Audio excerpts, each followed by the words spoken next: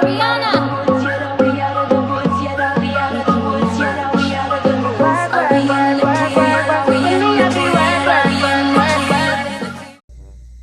guys, so let's talk about the obvious here. This video was recorded well before Halloween. The only reason I didn't post it was because I got self-conscious about the video, and I was like, everyone's gonna hate it and it's gonna suck and no one's gonna watch it. But I worked on it. I'm really passionate about it. I really like the concept of the video, so I'm gonna post it, even though it's about a month overdue. So please watch and enjoy. Hello, beautiful, wonderful people. It is your girl, Simone Nicole, here, back at it again with another video. By the timestamp and my dress, I know that you guys can tell that today is a bit of a different video for me. So I've been pretty experimental with my content lately, and that is because I'm kind of trying to find things that I love doing and kind of incorporate them into my YouTube channel. And of course I love doing natural hair, and that's what you guys know me for. But if you guys didn't know, I am an actor. I am happiest when I am telling a story. So I thought to myself, what can I do that combines my natural hair and storytelling? This series, or this idea of a series, was kind of born, and I think I'm gonna call it A Look and a Book. While I am telling these stories from these novels, I am also going to be doing a look of some sort. So today's look is a spooky season look. This series is heavily inspired by YouTubers that I watch. I watch a lot of Bailey Sarian, Stephanie Sue, Brittany Vaughn, YouTubers like that. I enjoy watching true crime YouTube, but I can't sit and research it because my spirit isn't tough enough to do that.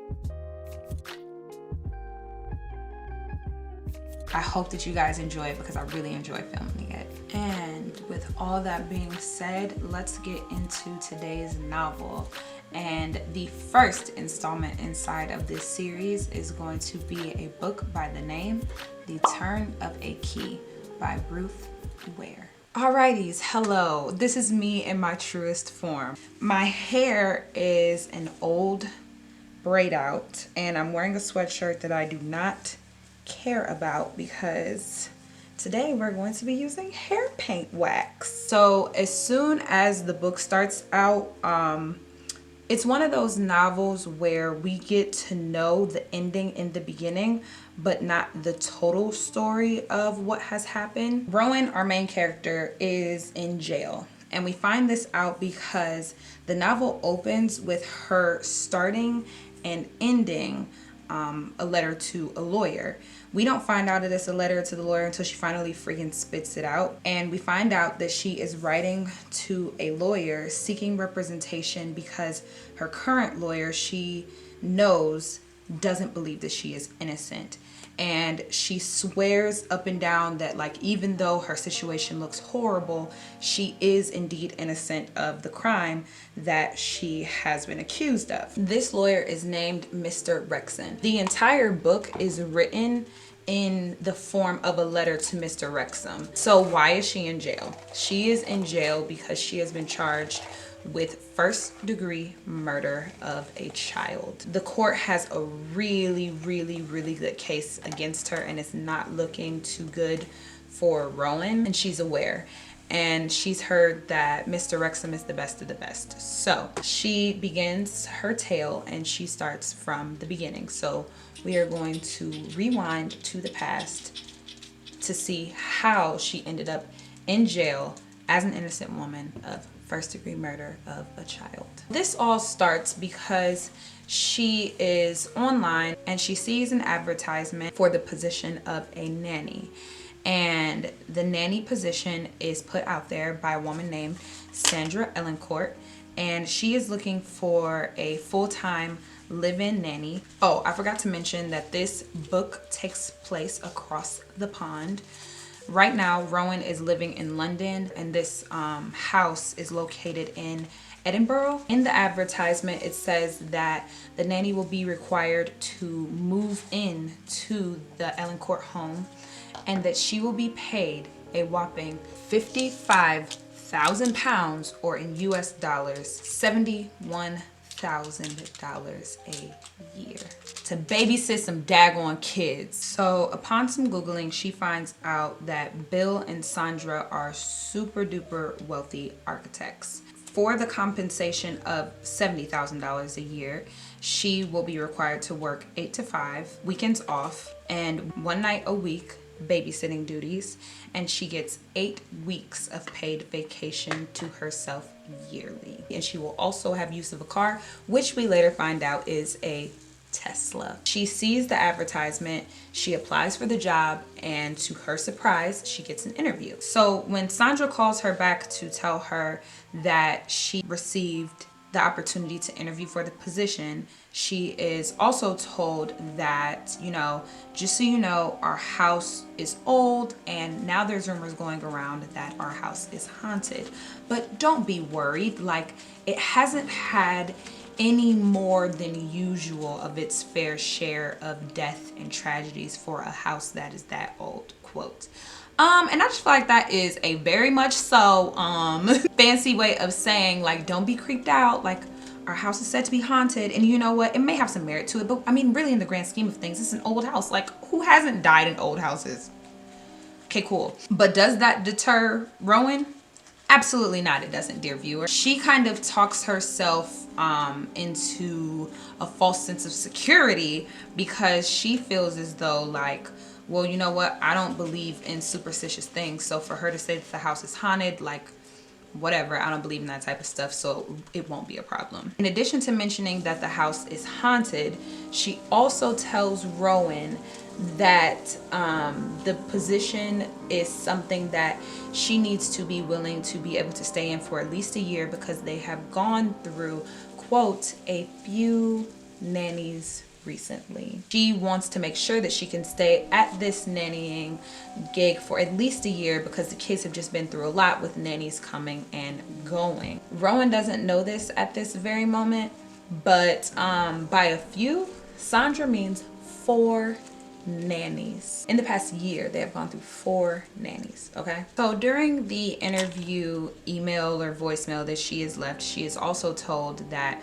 because the house is so far out, there is no way that she can get to them besides taking the train and then having someone from them that will be provided by the Ellen Courts to come pick her up. They arrange that she is actually going to stay overnight when she comes to interview. She is picked up by the person that is sent to her, and this is where we are introduced to Jack, who is the handyman at the house. So she's chatting with Jack on the way, and he seems to be a pretty cool guy. They arrive at the property and immediately they are met with a gated property. He puts in his credentials into the property, and Jack also mentions, like, yeah, Mr. Ellencourt like really enjoys his like gadgets. They get up to the house, and of course she's nervous because this is technically an interview, and Jack is unloading her overnight bag from the car, and she goes up to the front door in order to ring the doorbell to be let in.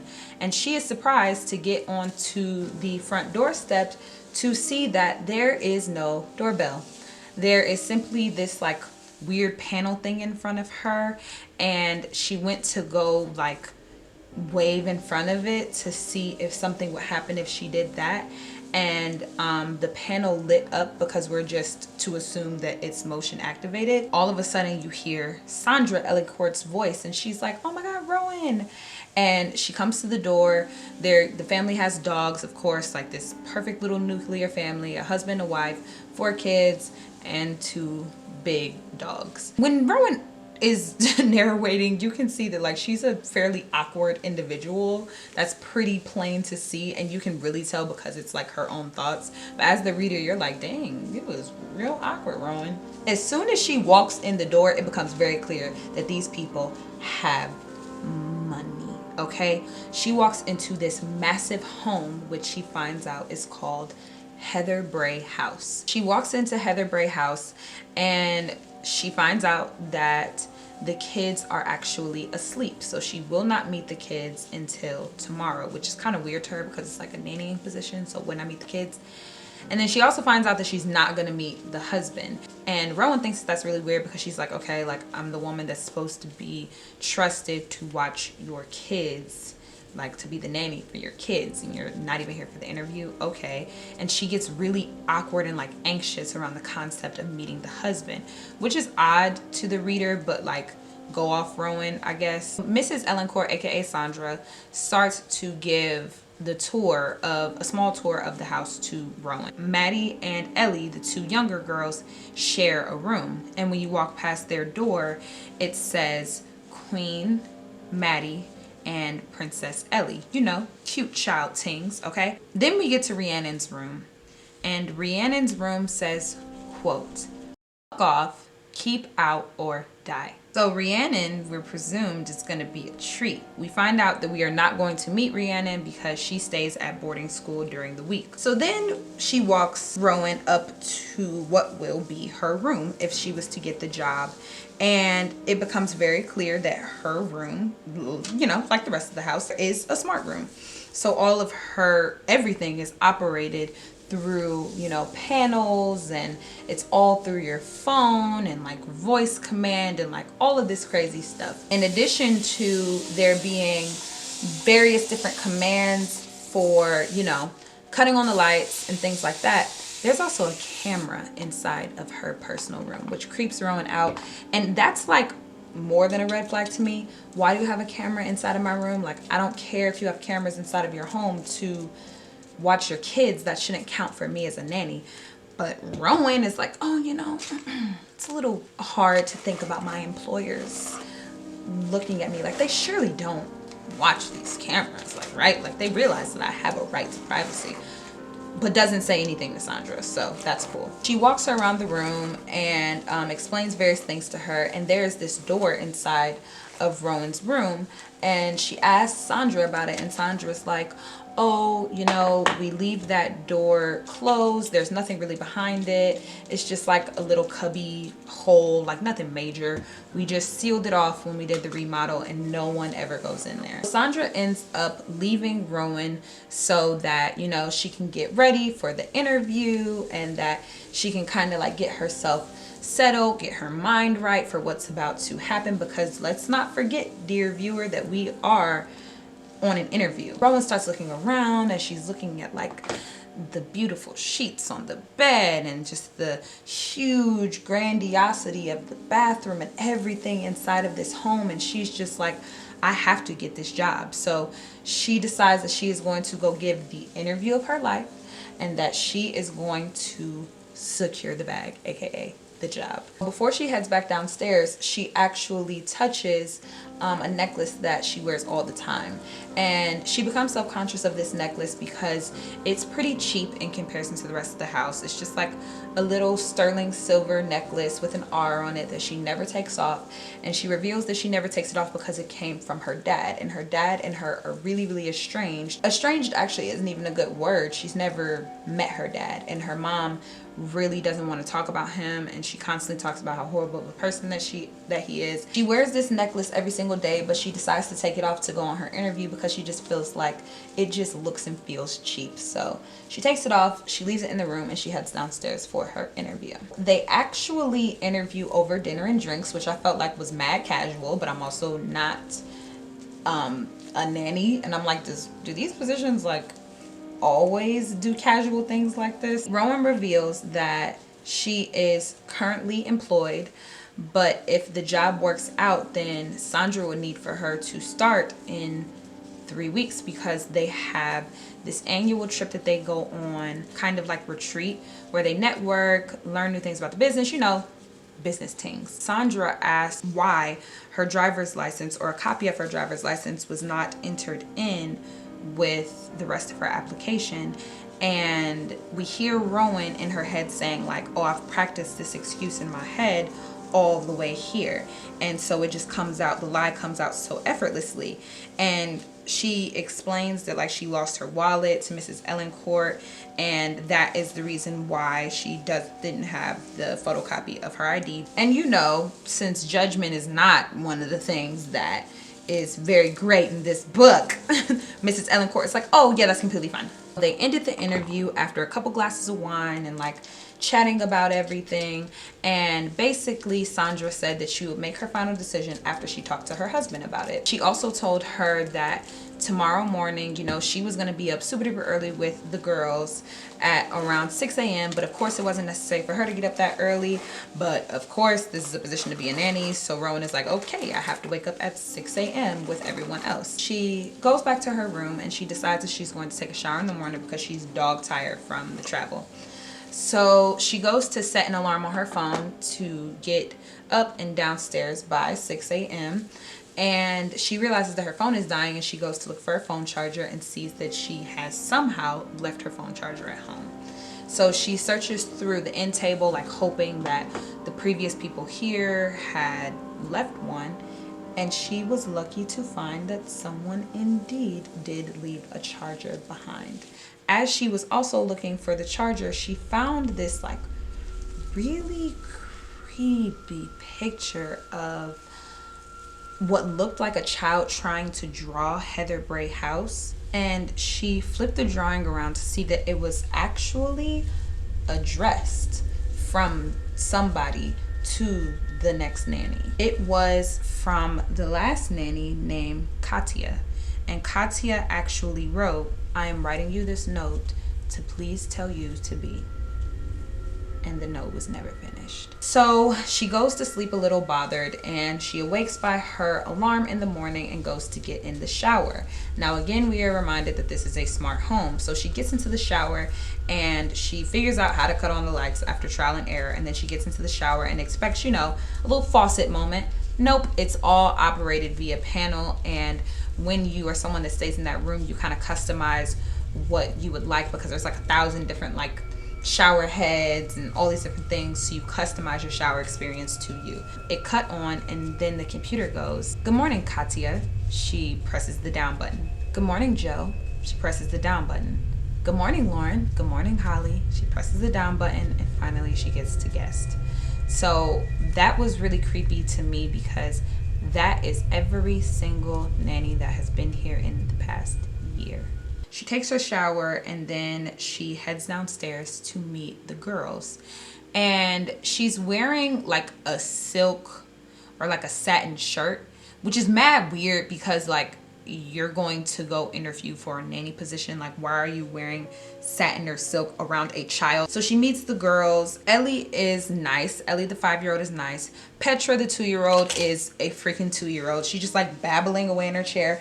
But Maddie is a freaking weirdo. She tried to introduce herself to Maddie. Maddie could not be bothered. She's going to go feed baby Petra, and Petra throws her oatmeal at Rowan, getting her silk shirt all dirty. And we're in Rowan's head, and Rowan like loses it in her head. She's like, "I was so freaking pissed." And all of us reading are like, first of all, why was you wearing silk to play with some kids? And second of all, you're working with kids, like you expect to get dirty. Like, so she goes to clean herself up, and when she's cleaning herself up, she's in the utility room, and the utility room has a door, and guess who comes walking in while her shirt is off? Jack the handyman. What a coincidence. So she gets all weird and they get all awkward, and I'm just like, I would have been like, "Oops, you saw my breasts," but I also have like, you know, nipples for breasts. She plays with the kids. Maddie continues to be a mute.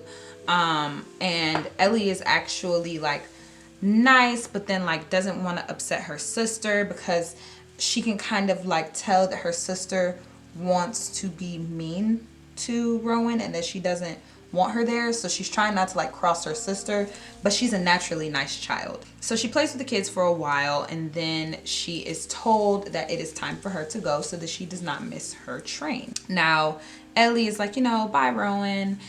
Petra, you know, babbles. She's a baby.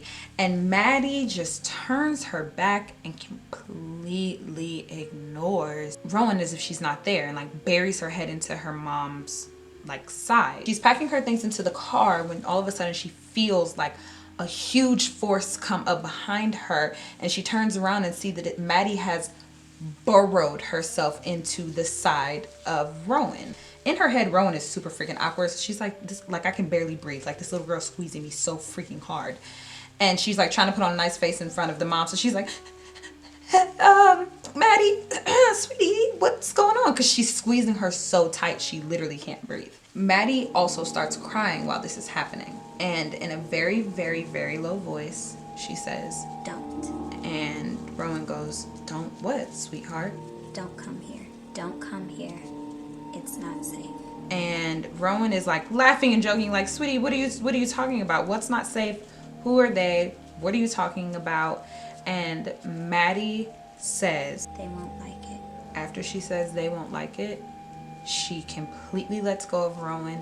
She runs away, and over her shoulder she says, The ghosts. They won't like it. Jack drives her back to the train station. She waits a few days and she finds out that she got the job. And do you think that the warning from Maddie heeded her at all? Well, you would be wrong, dear viewer. So now Rowan has the job and she is headed to live full-time at Heather Bray House. Well, we also find out that her roommate lives outside of the country and she doesn't know when she's coming back. She doesn't want to put her roommate in a position of coming back to nowhere. Jack picks her up from the train station and drives her back to Heather Bray House, where she will be now living. And this is when she finally meets Bill. And being inside of her head for this account is super interesting because she's very detailed in her description of him, and she has so much anxiety around meeting him, and you can tell that in her head she's kind of built him up to be this particular type of man. And we as the readers are kind of like, why do you freaking care? You kind of just chalk it up to her just being a overall like anxious and like awkward person. She finds out that Bill is a douchebag. He refers to everyone from the past as the help. He never asked Rowan once about like how she was, inquired about her as a person, inquired about her travel plans. It was just about Bill. So we are quickly introduced to Bill, and then he quickly leaves because, I mean, he doesn't have much of a character arc. He's trash. Enter Sandra, who brings in this huge red binder, over 50 pages worth of like notes for the kids. It's giving me very much so LA Mom, very much so Feed My Kids, organic goat milk, and nothing else. Like everything was in that binder. And we also find out that there's an app called Happy that is used to control the house. All the different security things that she needed to have access to were all going to be via this app. So it was imperative that she get familiar with the app. So then Sandra like casually slips in because Rowan asked like, hey, like I know you guys said that you got to go on this business trip. Did you say you were leaving next Saturday?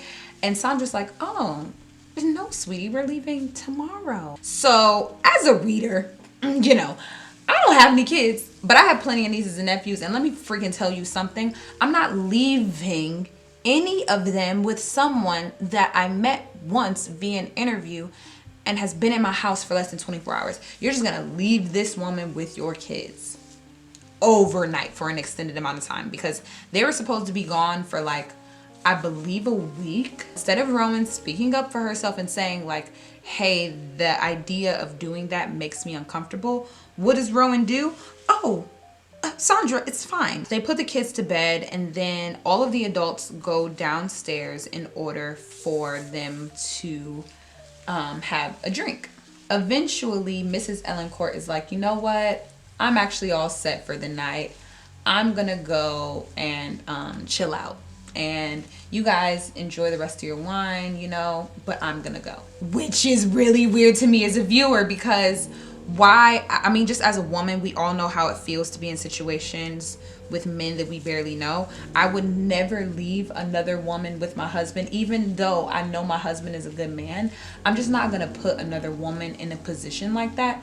But Sandra thought that that was fine, child. Owen like really wasn't comfortable, but of course we have learned that Rowan doesn't really speak up for herself. So Bill's like obviously drunk, and he's like, have another glass of wine with me. And she was like, I mean, okay, like I'll have another glass of wine with you. And to no surprise to us viewers, he ends up making a pass at her. She beats herself up because she politely excuses herself and goes back upstairs. She kind of contemplates as to like what to do. And I'm not gonna sit up here and blame the victim, because none of us really know what we would do in that situation. And it's very difficult because you're kind of like having to tell like your employer that their other half has made you uncomfortable and has made a pass at you. She goes back up to her room and she ends up covering the camera in her room because she just felt really uncomfortable, and who can blame her? And she goes to bed. Now at about 3 o'clock in the morning, she's awoken by the sound of footsteps above her head, which is really, really weird because one, she's on the top floor, and two, it sounds like the steps are on wood. Throughout the book, they emphasize how slow and steady the steps were, to the point where over and over again she narrates how they sound. Creak, creak,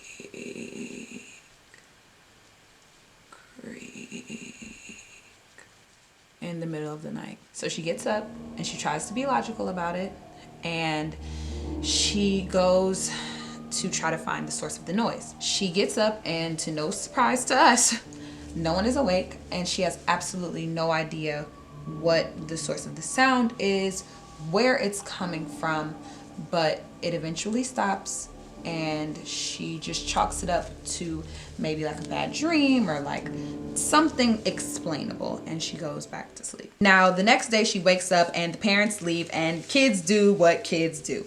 Ellie throws a freaking tantrum, and Maddie is nowhere to be found. She just decides to not say goodbye to her parents.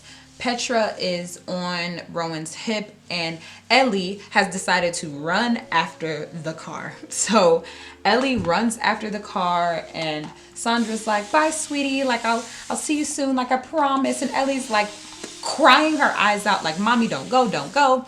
And she ends up falling as she's chasing after the car, and she's laying there in the gravel. Rowan is like, sweetie, come on, like let's get up, like let's go have some ice cream, which she knows is like a big deal. It's like on the treats list inside of the binder. She tries to pick her up by her wrist, and Ellie snatches it back down, and when she snatches it down, she slams into the concrete, her fist does, and then that pisses Ellie off even further, and she's like, you hurt me, I'm gonna tell my mommy on you.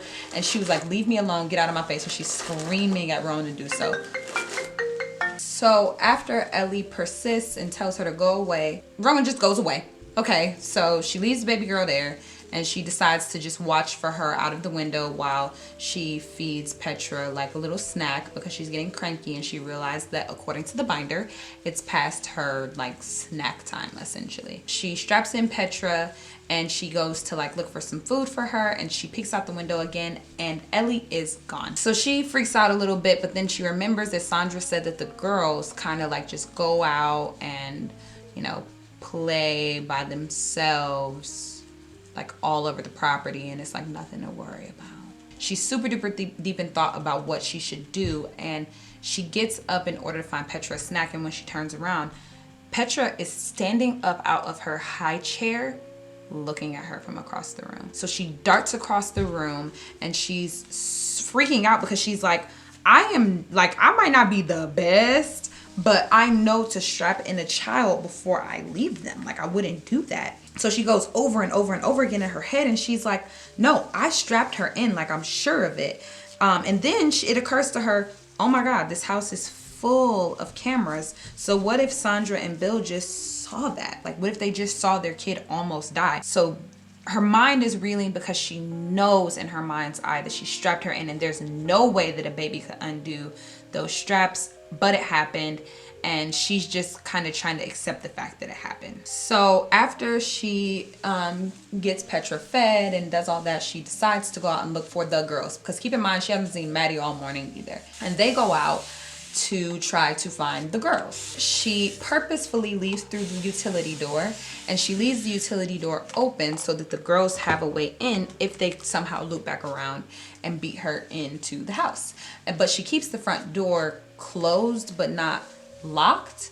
She has the baby monitor with her, and she also has the Happy app as well, but she hasn't like logged in or tried to use the Happy app yet. And all of a sudden she hears a scream at the top of someone's lungs, and she realizes that it's coming from the baby monitor, and her Happy app is like going all crazy, like essentially warning her like, hey, you should freaking check this out. She runs back to the house only to find that the front door is open. Since she didn't bring Petra, she's like, running to Petra's room to see if she's okay, and Petra is sound asleep. And so Rowan is like, did I just imagine that happening? But like, no, like I'm sure that I didn't just imagine that. And as she's going through this thought process, she hears a woman's voice yell hello up the stairs. And Rowan is like, hello, like who's there? And the person announces themselves as Jean McKenzie, aka the housekeeper. The housekeeper is annoyed with her because in Rowan's haste to get upstairs, like she's left mud everywhere. And in addition to that, Jean says that she came up to the house to find the girls, quote, freezing cold and sitting out on the steps outside. And she was wondering why they were locked out of the house. And Rowan is like, hold on. They weren't locked out of the house. I did not lock the utility closet. And Jean is like, yes, you did, because I had to use my keys to get into the utility door. And they go back and forth about that because Rowan's like, no, I did not lock it. And Jean is like, but I bet you did. And Jean is 50, so it's like kind of like that older figure, like kind of talking down to her. And Rowan is 27, so she's like feeling like she's kind of trying to make her out like she's like a dumb little girl. Rowan instantly doesn't like Jean. She thinks back about the scream in her head, and she realizes that the scream did not come from a baby, and that it either came from a very like an older child, or it came from a full-blown adult. She ends up making the girls lunch. They watch a movie. They have a fairly like chill afternoon / evening. So she puts the girls to bed. Jack actually ended up joining her for a drink. They chatted, and she ends up having a breakdown because she's had a very, very difficult time on her first day on the job. And Jack comforts her, and while they're having this conversation, a voice says, hello? Rowan is scared out of her mind, and then she realizes that it's Sandra over the intercom. Rowan is relieved, but also kind of pissed because you can just interrupt a conversation like, how long have you been listening? Like, what all did you see?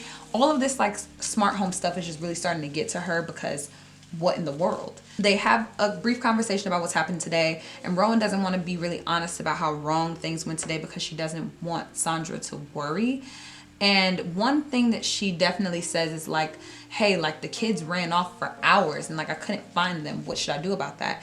And again, Sandra's like hella chill about it, and she's like, oh, like we got the property for that reason, for the girls to be able to just like roam, and that's just what they do, so just let the kids be kids. So they hang up. She continues her conversation with Jack, and she actually gets up the courage to ask Jack if the house is indeed haunted. Jack says no, and was like, you know, like these nannies, like they just get scared, and it's more of a maturity thing because they're so young, and like this doesn't have anything to do with the house being haunted, I promise. But he says that Jean McKenzie does think that there's something weird going on in that house. So he ends up leaving. She ends up going up to her room, going to sleep, and out of nowhere, she is awoken out of her sleep. As she lays there, she looks at the clock, and she's woken up at 3 a.m. And if you guys don't know, 3 a.m.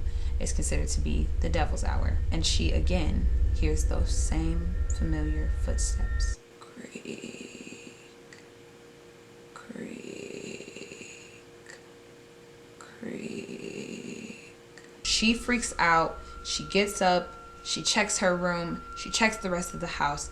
And to no one's surprise, nothing is there. The footsteps continued off and on for the rest of the night, and she did not sleep a wink. We fast forward, and Rowan decides that it would be a good idea to go on a walk with the girls, because if Sandra is going to allow these girls to just be out on the property, then she wants to go on a walk with the girls to see kind of like where their little hidden play spots are, because all kids have hidden play spots, so that if she needed to find them, at least she would know where to start and she could start to get familiar with the grounds. And they end up taking her to this place that looks really weird, and we find out that it's a secret garden. It looks really, really, really unkept, and even to get inside, Ellie had to like finagle her way, like her little hand into something, and then like get a latch to unhook, and then that's how they got in. She got the willies, and she ended up telling the girls like, come on, like let's go back, we gotta go, like let's just get out of here, I don't really like being here. They end up actually going on a little picnic, having themselves a nice little afternoon, and they go back to the house to sit and watch a movie after they come from being outside. Now, while this movie is playing, Sandra calls. First, Ellie talks to her mom, and then Ellie comes into the kitchen because Rowan exited the movie room to kind of like give the girls some privacy while they're talking to their mother. And you know, Ellie comes in there and she's sad because she's like, I miss my mommy, da da da. And here comes Ellie with a little small smile on her face, and she holds out the phone and she says, Mommy wants to talk to you. So she gets on the phone, and Sandra is pissed because Maddie has told her that they have gone into this secret garden. Sandra was pissed because she was like, why would you take my kids into a poisonous garden? And she was like, what do you mean? And she was like, that garden is poisonous. She had to shut old girl down and tell her like, look, I did not just walk us into this place. The girls know how to get in there. They were the ones that brought me to this garden. So why you checking me, boo-boo? You need to be checking your mother kids. That's what she said in my head. They end up ending the call, basically saying like, okay, so then don't let the kids go back. It's not allowed. And Rowan is like, all right, that's cool. Rowan gets up the nerve to ask about the poison garden and ask Maddie like, why do you guys go there? Like, what is the interest in it? And Maddie's creepy weirdo behind goes into this story about how a child died on this property, and the child died because the child ingested one of the plants from the poisonous garden. And once the child died, the father went crazy. This happened because he couldn't sleep, because every time he would sleep, he would hear the cries of his daughter. So instead of him sleeping, he would just pace up and down in the attic all night long. And of course, Rowan is having an attack in her head because that's what she's been hearing. She's been hearing pacing above her head, and she's again trying to rationalize it because she's like, I don't believe in ghosts. She ends up making them dinner, and she feeds them like SpaghettiOs, like the little alphabet SpaghettiOs. She excuses the girls so that they can go up to bed, and she starts to clean up after them. And she picks up Maddie's plate, and she has spelled out, "We hate you." She puts the kids to bed, and then she gets to thinking about her day. I have not mentioned she can't find her necklace, that famous R necklace that she wears and that she like fiddles with in times of anxiety, and that was from her dad that she never met. She could not find it. She is convinced, because she doesn't believe in ghosts, that the things that are happening have to be from a human. Rowan goes to bed with these thoughts in her head and going back and forth, just trying to make sense of the past 48 hours of her life and what has happened. So she drifts off to sleep, and at about 3 o'clock in the morning, she is awakened by blaring loud music across the intercom. So she gets up because she can hear that the baby is awake and screaming because the music is so loud. And so she goes to get the baby, and then she goes into the girls' room, and only Maddie is sitting on her bed, petrified, super scared because she doesn't know what's happening. But Ellie is nowhere to be found. They go downstairs and they end up finding Ellie. Ellie finds them in the kitchen, and all of a sudden Jack appears because the music is so loud that it's actually waking Jack. Jack stays in his own little apartment, or flat is what they call it in the book, across the garden. So of course Rowan goes on her phone to the Happy app to log in so that she can turn off the music, and she puts in her credentials, and she is immediately locked out because she has, quote, tried too many times to put in her credentials, which is super weird because her and we as the viewers know that she has not tried to put in her credentials at all. Jack is actually here to the rescue because Jack has the administrative capabilities in order to be able to turn off the security system, and he goes to explain to her like how the security system works and that there's different levels of administration. The only people that control the entire house and have the ability to do what just happened is administrators, meaning that it had to either come from Sandra or it had to come from Bill. But Rowan can't really reconcile this because she's like, why would they want this to happen? Like, why would they want their kids to wake up in the middle of the night and be petrified of what's happening? Why would they want their nanny to experience this? Like, they really need a nanny to stay. After they talk about that, Jack ends up leaving. Rowan tries to go to sleep, but as you can imagine, since the girls wake up at around 6 o'clock in the morning, she doesn't get much sleep. Her alarm goes off and she snoozes the alarm twice because she doesn't hear the kids get up.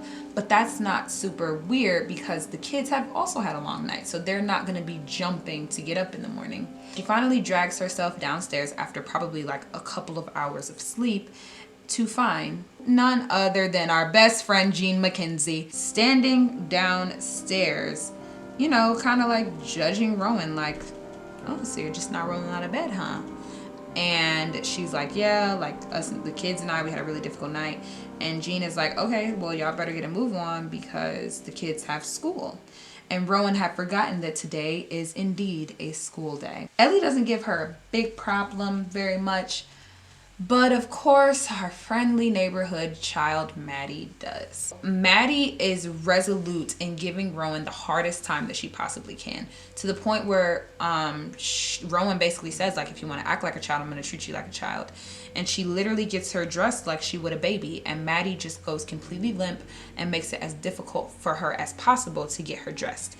So finally, she ends up getting Maddie dressed, and Maddie's like, but I haven't brushed my teeth. She leaves and she goes into the girls' bathroom in order to put some toothpaste on a toothbrush and hand it to Maddie. She goes to hand it to Maddie, and Maddie says, well, aren't you gonna brush my teeth for me? So she puts the toothbrush into her mouth and she starts brushing around, and Maddie's like, again, giving her kind of like a difficult time. And she takes the toothbrush out, and Maddie wads up and spits in Rowan's face. She spits in her face, and Maddie breaks out laughing. Like, she thinks it's the funniest thing that she's ever done in her entire life.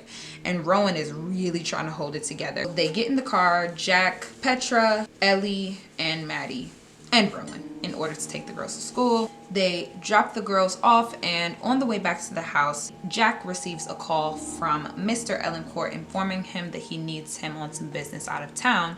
So Jack will be leaving Rowan for the next 24 hours. Jack drops her off back at Heather Bray house, and he immediately hits the road, and he takes the dogs with him so she won't have to worry about like feeding the dogs or anything like that. She ends up letting her curiosity get the better of her, and she Googles Heather Bray house and its history. And we come to find out that the child actually died because the child ingested poison from the garden. But what we find out more in detail is that she actually ingested jam that was made of poisonous berries from the garden. Rumors kind of started that like, did the father kill the child, which was really like upsetting and kind of probably contributed to his madness. I don't think I mentioned the father is actually a doctor, and that garden was not there by choice. It was because he was a doctor of poisonous plants. So that was his life's work. And now that the Ellencourts have inherited this plot of land, they can't get rid of it because it's like has like historical significance. So they're actually not allowed to tear it down. Otherwise they would have by now. Once she Googles and sees how this little girl has died, she decides that she needs to go down to the garden and make sure that the girls can never get into it again, because this is a poisonous garden. She basically like takes like a white twine and loops it around so that it makes it impossible for someone to open the door to the garden, even with the little trick that they use, and it's too high for kids to reach, so she knows that they won't be able to get back in there. Later on, she picks up the kids. The evening goes on, you know, unscathed, better than they have for the past few nights, and she puts the kids to bed. Then she puts herself to bed. In the middle of the night, are we surprised? She is awoken, but this time she is awoken by the Happy app alerting her that the doorbell has rang. Rowan gets up and goes down to the front door to open it to see who's there, and no one is there. So she closes the door, gets halfway up the stairs, and the doorbell rings again. And again, there is nobody at the door. Then she went all the way back up to her room, and she was met by a huge chill in the air. She sees that her window is now wide open, and she is 100% sure that she did not open that window, and that window was not open when she left her room a moment ago. In addition to that, she lays down in her bed to try to get back to sleep when she hears creak, creak, creak going across the floor above her. And at this point, Rowan is pissed. She's sleep deprived and she feels as though it's an intruder. It has to be a person. It has to be someone putting weight onto whatever is above her. So she's shouting and she's like, I will call the police on you. You're an intruder. And during this entire time that she's shouting, the steady melodic footsteps never stop. That door that Sandra said was just like a cubby hole and there was nothing to worry about. She puts her eye up to the door and her eye is hit with a draft. Cubby holes do not have drafts, baby girl. So she starts to put together, there is something up there. And as we can probably suspect, she did not sleep for the rest of the night. So she laid awake until dawn, went downstairs and got herself a cup of coffee. She was on her second cup of coffee when she heard a little voice call down the stairs, and it was Ellie. And they start having, a little hot cocoa together. As she's sitting down having her little cup of cocoa with Ellie, Ellie says, I like it when he's gone. He makes them do things that they don't want to do. But when she asked her, like, Ellie, who are you talking about? She was like, the girls. Rowan is losing it. And as she's losing it, she's losing Ellie. Ellie's a kid. Ellie doesn't realize the significance of what she just said. So she goes into kid play mode. She hops down. She's on to the next. She's ready to move on. She don't have time for this conversation no more. She gets the girls dressed and she leaves out to take the kids to school. And right before she leaves out, she receives an email from Sandra saying that the oldest child, Rhiannon, will be returning home this afternoon, so just be looking out for her. Hello, it is the next day. We quickly find out that Rhiannon is indeed a spoiled brat, and she is not someone that the audience is supposed to like as a person. She curses freely, which is really weird because you're reminded like she's literally 14, but okay. And then she informs Rowan that she will be going to a friend's house, and Rowan is like, I don't know this friend, and Rhiannon's like, not my problem. And of course Rowan texts Sandra, but we all know by now that Sandra doesn't care about much of nothing. She had permission to go over to the friend's house, and then Rhiannon left. This is where Jack ends up coming back with the dogs, and before Jack can even settle in, child, Rowan is like, okay, so we need to open the door to my room. Jack goes and gets his set of keys. They go up to Rowan's room, and with a lot of effort they finally get the door open. And it took so much effort because it was very clear that that door had not been opened in a very long time. That key had not been used in a very long time. In fact, once you open the door, there has been a little bit of like an effort to board up that space. So Jack pulls off the boards and they see clearly that there is an attic. They creep up the stairs, and when they get to the landing, they see a lot of really weird things. Like, first of all, the room is an abysmal, nasty mess. But the more striking thing is what is written all over the walls in big print, in small print, in all that looks like child's handwriting. We hate you. Now, if we've been listening, then we know that was what was written in the SpaghettiOs that Maddie had left for Rowan to clean up the other night at dinner that had made Rowan oh so mad. So Rowan is freaked out. Jack is freaked out, but he's like trying to be a logical adult, and he ends up pointing at like a pile of feathers, and it was a dead, like long dead, like decayed dead bird. And Jack is like, oh, well, this must be the sound that you were hearing, this long decayed dead bird, because it was next to a window that was in the room, but the window had looked very much so undisturbed, and they just figured that the bird had made its way in there a long time ago, and that's where the noise was coming from, or at least that's what Jack was willing to accept. Rowan is going crazy inside of her mind, and Jack can see this, so he kind of takes her hand and starts to lead her down the stairs. But before she can get down the stairs, she takes a last look at the room, and out of nowhere, this random china doll, like a glass porcelain china doll's head, dislodges itself from somewhere and rolls to the middle of the room and stops to look her directly in the face. They go back down the stairs, they lock the room back up, and Jack gives her the key because he feels like, you know what, this is your room. You should have the ability to come in and out as you please.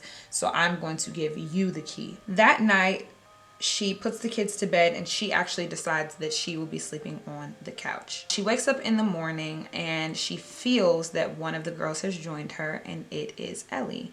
So she wakes up and she checks for the key in her pocket to make sure it's still there. It indeed is. And they start to kind of like get up, and she starts to like get the dogs off her, get Ellie off of her. And as she does, she hears something thump and hit the ground. When she goes to like examine it because it rolled under the couch, would you guess it's the same china doll head from the attic? So Rowan loses her mind, and Ellie is really scared because she doesn't understand what's the big deal and like why Rowan is acting this way. And she ends up looking under the couch to see a dolly's head. So she tries to reach for the doll, and Rowan freaking loses it. Rowan loses it again, and she snatches Ellie up like literally mid-air, like, you better not touch that. And Ellie just falls out, child. You know Ellie is good for a fallout, child. So Ellie stumps out of the room, and to deal with the china doll head, she actually takes a piece of like plastic, covers her hand, and she's so nervous that she's gripping the china doll head super duper tight, and she buries it at the bottom of the trash can.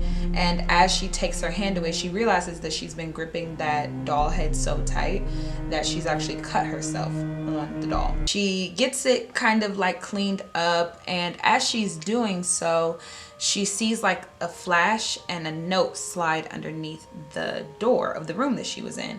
And she knew that it was Ellie. The way that she was able to write this note, Ellie was able to write this note, is because she used the voice command on her father's computer. And when you read the book, it's clear that it's written by a child and it's written in voice command because none of the words make sense. And she's learned that she can write it via voice command and then print it on her father's printer. And that's kind of how she communicates when she needs to do things like that. The note is written as if it's an email, but there's like an empty to from box, and then it's addressed to Dave Owen. She basically says that she really didn't mean it and she's so sorry, and she just doesn't want for Rowan to leave again. That was the biggest thing in her note, like, please don't leave us again, like please don't be the next nanny to leave. She ends up dropping the kids off at school, and then her and Petra, they go on a walk around the property.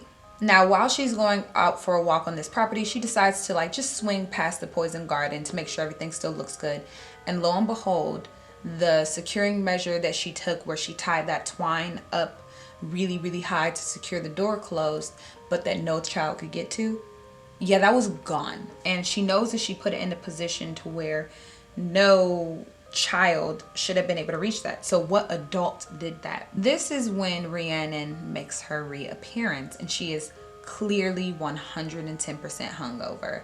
And so Rowan tries to call the mother of the girl that she was supposed to be hanging out with, and a man answered the phone. She starts to write an email to Sandra, and she's just like, you know what, I just need to tell her everything. But before she can finish the email, she realizes that, you know what, it's time to go pick up the kids from school. So she leaves to go pick up the kids from school, and she resolves to finish the email and kind of to confront Rhiannon and tell her like, that's not okay, and I have to talk to your mom about this when she gets back. So Rhiannon actually plays with the kids for a little while, and then she comes to tell Rowan that she is again going to be going out with her friend tonight. And Rowan is like, well, that's a blatant lie because you weren't out with your friend yesterday, and I know that you were with a boy. Now, when Rowan is getting all buck and saying that she's going to email Sandra, she gets distracted because she opens up her email box and sees that Rhiannon has emailed Sandra off of her Gmail account saying that everything is fine. Rhiannon is actually cool as a cucumber, and she goes, I don't really think that you want to do that. Rowan is like, literally, why not? Your behavior is unacceptable. And Rhiannon was like, well, I wouldn't want her to find out that you lied about your little job at Little Nippers. Rowan is taken back by this because she's like, how do you know about my job? And she was like, I don't really care that you know I might have fibbed about some things on my resume. It's whatever, I'm still gonna call your mom. And she was like, I actually think that you're not gonna do that. And Rowan is like, why? And she was like, 2 reasons. Rachel Gerhardt. Rachel Gerhardt is indeed Rowan's real name. So now we kind of get an insight as to how all of this came to be. She's narrating the book and she kind of takes this moment to kind of say like, now this is where the police like really did me in, because they found out that I lied about my name. And they kind of made me out to be a fraud, but she's like, it really wasn't that hard. Rowan is her roommate. So in order to get the job, she just used Rowan's utility bills because they lived in the same place. She used everything of Rowan's, and they actually did work in the same places, and that's how they met. It's just that like she wasn't a manager, so she didn't lie about anything crazy. As you can imagine, I'm gonna start calling her Rachel because her real name is Rachel. Rachel is like stunned, and Rhiannon has done what she wanted to do. So she just kind of skirts off and she's like, bye, I'm going out tonight. Because what was Rowan gonna do? Stop her? She puts the kids to bed, and then she kind of like, she's like, I know I have to tell Sandra now, like I really don't have an option. And she was like, I'm just gonna have a glass of wine. And then a glass turns into like almost a full bottle of wine. She gets really drunk and she decides like, you know what, I'm just gonna go to bed. She tries to go up to her room and she just can't bring herself to open the door. She's just terrified of her room at this point. So she knows that she's not gonna go in there. So she goes back downstairs and she becomes like really, really aware of how much her finger is hurting. And that is also when Jack joins the chat yet again. Jack comes on over and he sees her kind of trying to examine her finger.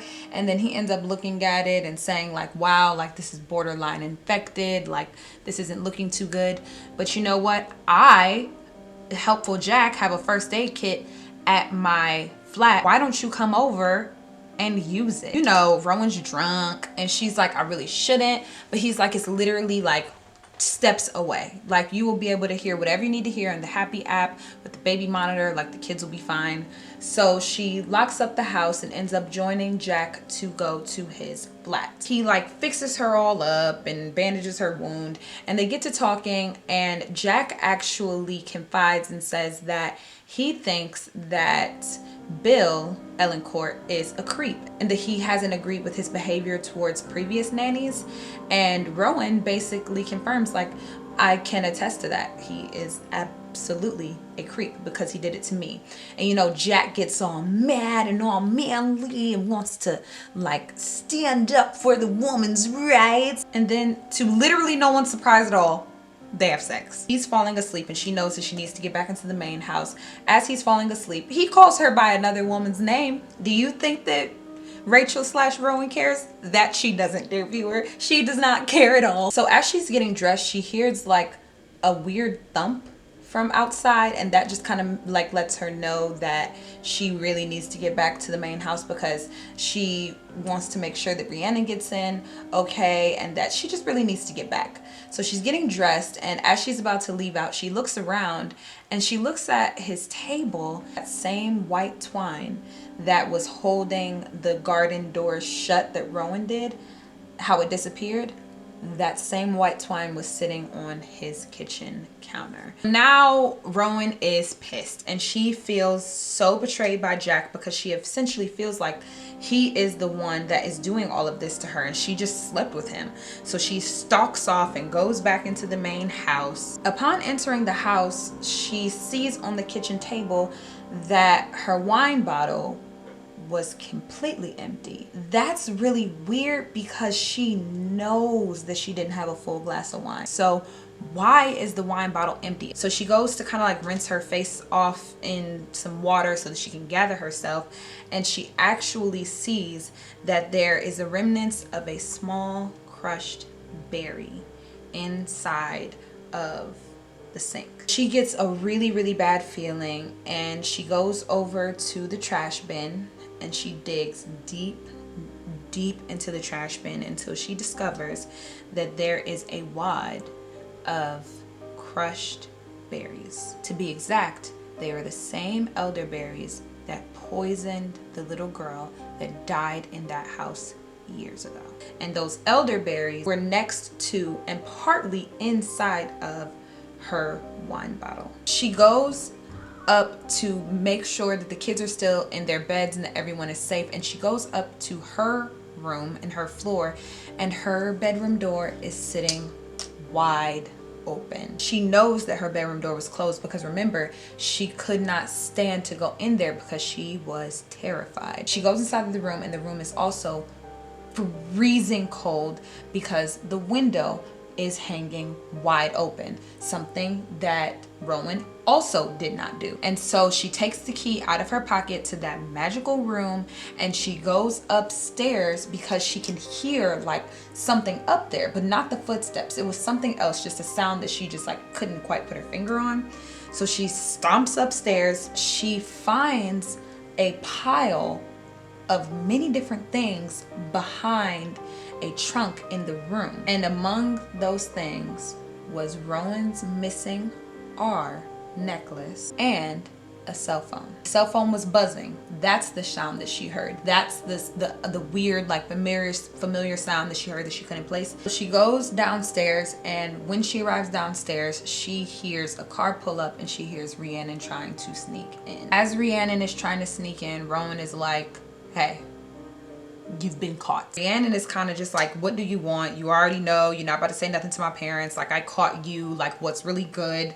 And she's clearly drunk again. They get into this whole big altercation, and Rhiannon essentially reveals that she hates Rowan so much. It's not because of Rowan, it's any nanny, because she knows how horrible her father is. And Rhiannon goes into actually talking about how she caught her father sleeping with Holly, the babysitter, the one that was there for like a good amount of time, the first nanny to like really leave them. And she also reveals that the dad left once before and had a child, and then came back to them and was continuing this exact same behavior. In order to get Holly fired, she got Holly super duper worked up, got her in front of a camera while she was getting her pissed off, and Holly smacked her across the face. Rhiannon, after she got that reaction, threatened to put it all over YouTube so that she would basically never be able to work as a nanny again. And that worked well enough because Holly got the message and she left. But Rhiannon was still extremely upset because she kind of felt like it doesn't really matter who it is. My dad is a horrible person. He's going to continue to do this. And Rowan is saying over and over again, like, "I would never sleep with your dad. I would never sleep with your dad. Like, you have to believe me. I would never sleep with your dad. I would never sleep with your dad." And it is revealed that she would never sleep with Bill because Bill is her father. So now we get inside of Rowan's head again, and she goes over the fact that she wasn't even looking for a job when all of this happened. She was just Googling her dad's name like she did 1,000 other times, and the advertisement popped up, and she just felt like she had to do it. And she really resented her mom. She hated her mom her entire life, and you kind of put two and two together and figure out that her mom really didn't like Rachel because Rachel reminded her way too much of Bill. And Rachel's mom always said that Bill was a horrible person and he brings destruction wherever he goes, and not to go looking for him, because if she did, she would regret it. But she went against her mother's mind, and she saw this advertisement, and she just felt as though she had to do it. So we hear this in Rowan's head, or Rachel's head, but Rachel never says it out loud to Rhiannon. So she ends up putting Rhiannon to bed, who is hysterical. She goes around one last time to check on the kids to make sure that everyone is good after she puts Rhiannon to bed. And she goes into Maddie and Ellie's room. She can see Ellie above the covers, but she doesn't see Maddie. So she goes to make sure that the lump underneath Maddie's bedding is Maddie, and there's no Maddie. So she starts freaking out. She wakes up Jack, she wakes up Rhiannon, and they all go all over the property searching for her. But they don't have to look long. They find Maddie's dead body underneath Rowan's window.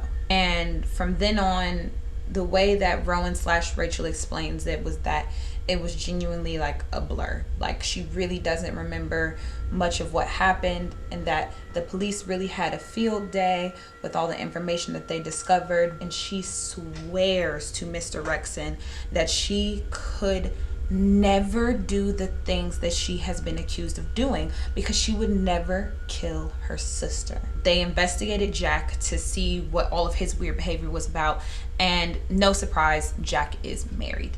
And he was able to explain away all the other weird coincidences that were happening, and he was not a suspect at all. Rowan/Rachel gets done pleading her case to the lawyer, and we skip to someone's voice that we don't recognize, saying that the date is July 8th, 2019, and they are writing because they found this series of letters which looks as though it is a part of the Gerhardt case, Rachel's case, and it looks like they were letters to a lawyer that never got mailed out. But they didn't just want to throw them away, so they were writing to figure out what exactly to do with them.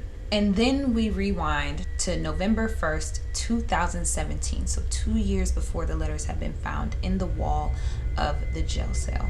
And the letter is from Jean McKenzie, and she essentially apologizes for being so horrible to her, and explains that she was being so horrible to her because she knew how horrible of a person Jack was, and she was just really fed up by the fact that the wife just kept on hiring more beautiful nannies, and that she knew that every time that this happened, that the children would suffer no matter what the nannies decided to do. She said that even though she didn't like her, even though she didn't treat her very well, she made it very clear to the police that Rowan had nothing to do with it. During Jean's letter, we also find out that Sandra has left Bill, and that Bill is actually being sued for sexual harassment by someone at their architectural firm, and because of that, they actually had to put the house up for collateral.